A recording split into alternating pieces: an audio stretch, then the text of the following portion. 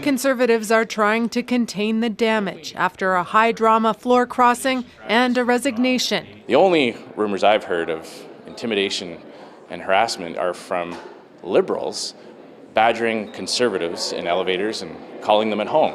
The Conservative House leader is downplaying reports that MP Matt Jeneroux faced intense pressure from Conservatives over fears he'd cross the floor before his abrupt resignation on Thursday.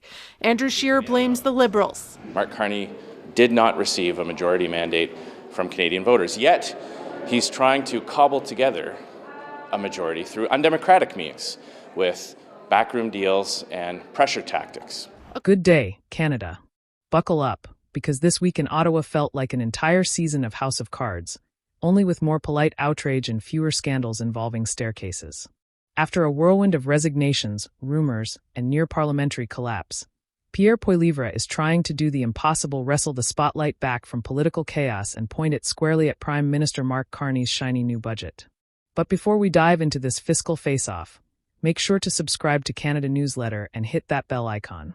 Because here, we turn political drama into digestible entertainment with a dash of sarcasm and a whole lot of maple-flavored insight. Now, let us set the stage. The week started like a thriller: a floor crossing, a resignation, and a failed Conservative attempt to topple the government. If Ottawa were a theater, the popcorn machines would have run dry by Wednesday. And after all that spectacle, Poilievre said, "Enough drama, let us talk money." At the Economic Club of Canada in Toronto, Poilievre faced a room of business leaders and essentially asked, how did the richest resource nation on earth end up feeling broke? He took aim at Carney's budget, accusing the Liberals of turning Canada's economy into a debt-fueled hamster wheel: lots of running, no actual progress. According to Poilievre, investment has collapsed for 3 straight quarters under Carney's leadership. And the deficit? A neat $78 billion that is $16 billion higher than what Carney promised during the campaign. Imagine ordering a medium double-double and getting charged for a deluxe latte instead. That kind of budget surprise. But here's where it gets intriguing: the budget rollout was supposed to be Carney's big economic moment. Instead, it was upstaged by Conservative chaos. First, Nova Scotia MP Chris D'Entremont crossed the floor to join the Liberals. Then Alberta's Matt Jeneroux announced he was resigning after, coincidentally, meeting with Carney himself. You could not script this better if you tried. So now Poilievre is doing damage control. His speech was a deliberate reset, an attempt to shift headlines from Tory turmoil to Trudeau's taxes, or, in this case, Carney's cash crunch. He reminded everyone that Canada is practically sitting on an economic goldmine: uranium, potash, fresh water, endless coastlines, and trade routes that make us the envy of geography teachers everywhere. And yet, as he put it, we have all the resources in the world but cannot get them to market. His villain of the week: government bureaucracy.